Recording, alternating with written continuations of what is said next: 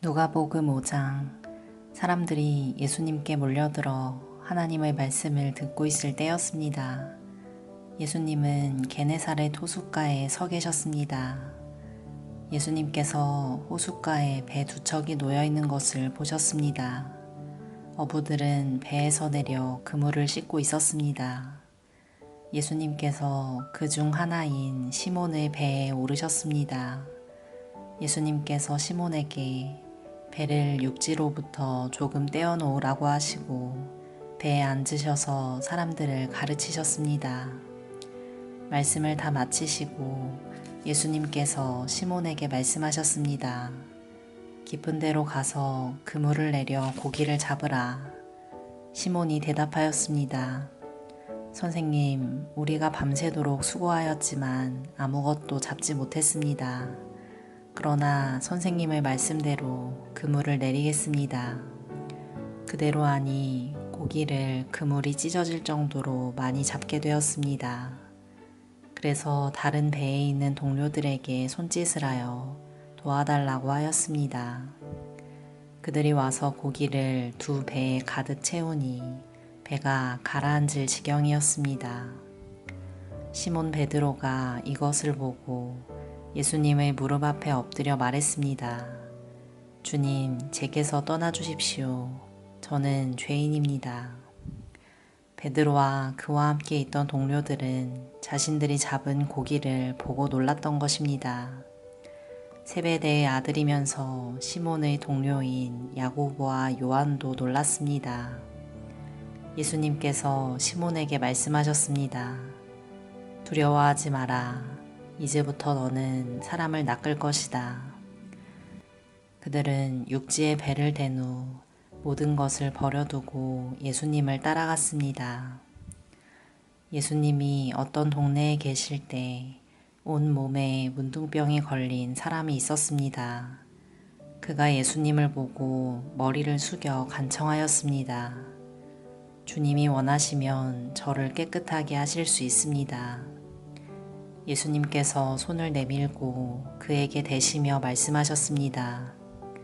내가 원한다. 깨끗하게 되어라. 그 즉시 문둥병이 그에게서 사라졌습니다. 예수님께서는 이 일을 아무에게도 말하지 말라고 이르셨습니다. 그리고 가서 제사장에게 내 몸을 보여라. 또 모세가 명령한 대로 내가 깨끗하게 된 예물을 드려라. 그래서 사람들에게 증거를 삼아라. 고 말씀하셨습니다. 그런데도 예수님에 관한 소문은 더욱더 멀리 퍼져 나갔습니다.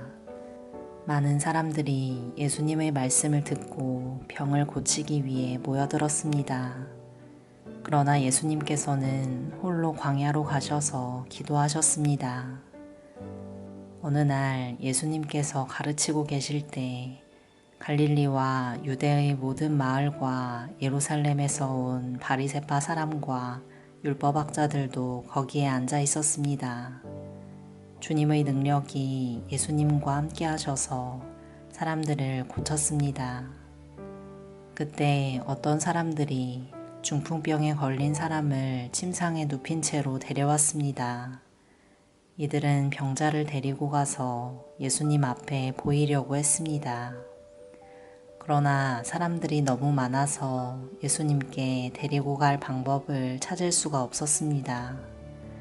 그들은 지붕 위로 올라가서 지붕을 뚫고 환자를 침상에 누인 채 예수님 앞 한가운데로 매달아 내렸습니다.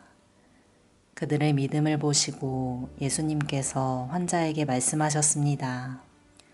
친구여, 내 죄가 용서받았다. 율법학자들과 바리새파 사람들이 속으로 생각하기 시작했습니다. 이 사람이 누구인데 하나님을 모독하는가? 하나님 외에 누가 죄를 용서할 수 있단 말인가?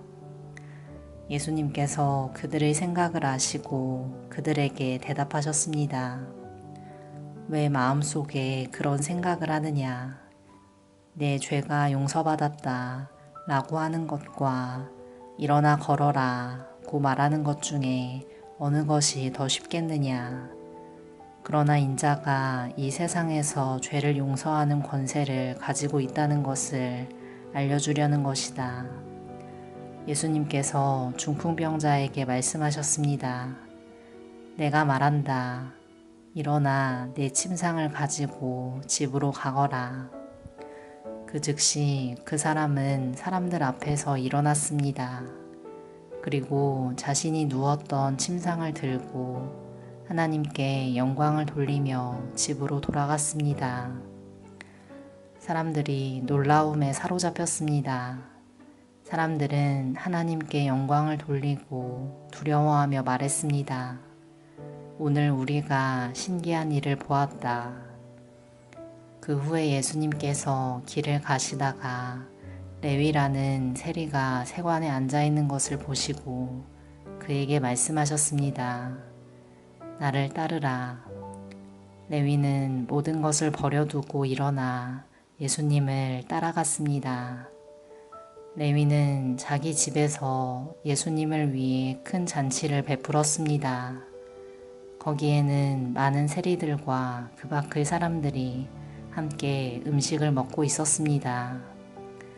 바리새파 사람들과 율법학자들이 예수님의 제자들을 비방하였습니다. 왜 당신들은 세리들과 죄인들과 더불어 먹고 마십니까?